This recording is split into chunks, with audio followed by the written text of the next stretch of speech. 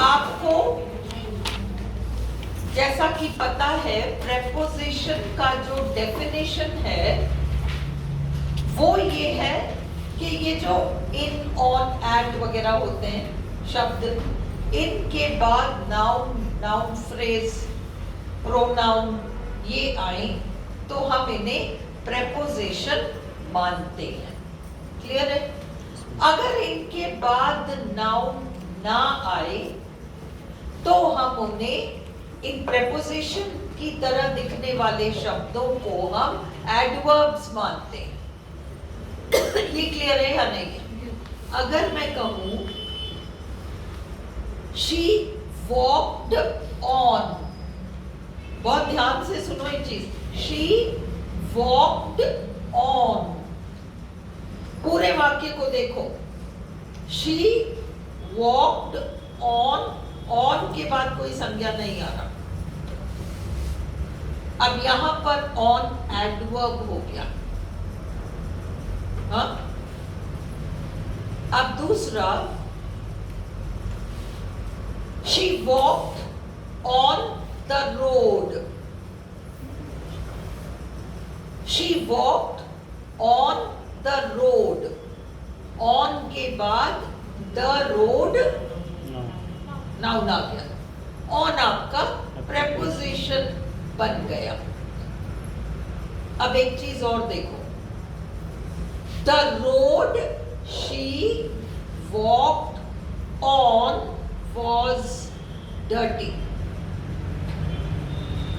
The road she walked on was dirty. सुनो, the road she walked on, was, on के बाद was आ रहा है, वर्ब आ रहा है, ओके। परंतु उस प्रेपोजिशन से पहले इस ऑन का जो प्रेपोजिशनल ऑब्जेक्ट होना चाहिए वो मौजूद है। द रोड शी, वह रोड जिसमें की वह चली, the road she walk on was dirty. ये सच है कि ऑन के बाद डायरेक्ट नाउन नहीं आ रहा, वॉज आ रहा है, पर ऑन से पहले जो भी वाक्यांश है उसमें उसका ऑब्जेक्ट आ रहा है, द रोड, संज्ञा आ रहा है, वो ऑन से ही रिलेटेड है। She walked on the road she walked on. अब ये एडवर्ब नहीं प्रेपोजिशन हो गया। समझ में आ गया? प्रमिला नहीं समझ आया? नहीं, कोई बात नहीं, नहीं समझ में आया तो पूछो, क्या दिक्कत है? देखो कॉपी में लिखोगे, तुम लोग कॉपी में लिखोगे तो समझ में आएगा। तो कॉपी में लिखो। अब इसमें प्रेपोजिशन को प्रेपोजिशन कहलाने के लिए उसके बाद एक noun, noun phrase, pronoun, gerund, कुछ ना कुछ आना नाउन के नाम पर, नाउन फैमिली का कुछ आना अनिवार्य होता है, तभी वो प्रेपोजिशन कहला भी पाता है। Is this clear? अब हम 3 सेंटेंस लिखेंगे। She walked on, she walked on, वो चलती गई चलती गई चलती गई, शी वॉक्ड ऑन। ऐसे में ऑन आपका, ऐसे में ऑन आपका एडवर्ब है, एडवर्ब है, एडवर्ब है ना? शी वॉक ऑन, क्योंकि ऑन के बाद कुछ भी नहीं आ रहा, समझ में आई? नाउन नहीं आ रहा ना, इसलिए ये प्रेपोजिशन नहीं है, ये एडवर्ब है। क्लियर प्रमिला? अब शी वॉक्ड ऑन में ऑन से पहले शी वॉक्ड है, पर वो किस पर चली वो वाला शब्द पहले भी नहीं आ रहा वाक्य में। हाँ,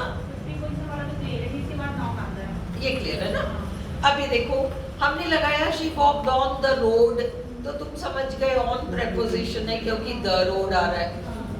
पर सपोज सेंटेंस ये होता, अब तुम लिखो the road she walked on was dirty, the road she walked on was dirty. was dirty. अब प्रमिला on के बाद was आ रहा है ना, noun नहीं आ रहा, तो अब अपन on को क्या बताएं?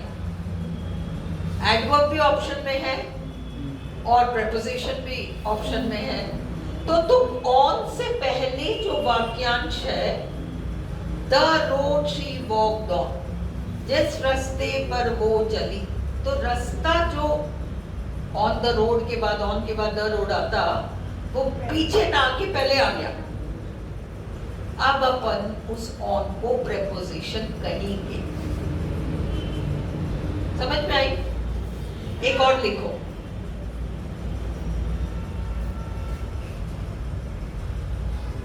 एक और लिखो,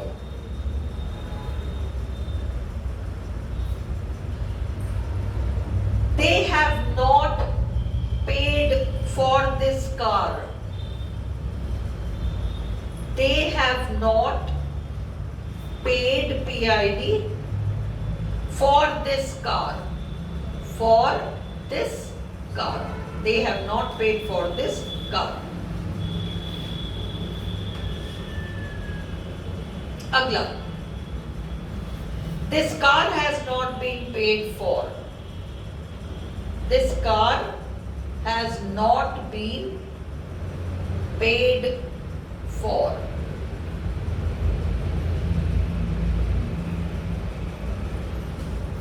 अब इन दोनों में, पहले वाले में they have not paid for this car है ना, हाँ? अब for के बाद this car आ रहा है तो for preposition है, हाँ? अब इसका स्ट्रक्चर बदलकर this car has not been paid for आ रहा है, for के बाद कुछ नहीं आ रहा, पर for से पहले paid for what? car, वो पहले आ रहा है, इसलिए अपन for को preposition ही बताएंगे। समझ में आ गया? एक और लिखो, I want a chair to sit on. I want a chair, CHAIR. I want a chair to sit on. On के बाद कुछ भी नहीं आ रहा, ठीक है? I want a chair to sit on. पर on से पहले chair तो आ रहा है, sit on वाला आ रहा है ना, अब यहाँ पर ये preposition हो गया। I want to sit on a chair, अब तो शुद्ध preposition है। समझ में आई? क्लियर? बस ये थोड़ा सा बंद कर दो हर्षिता।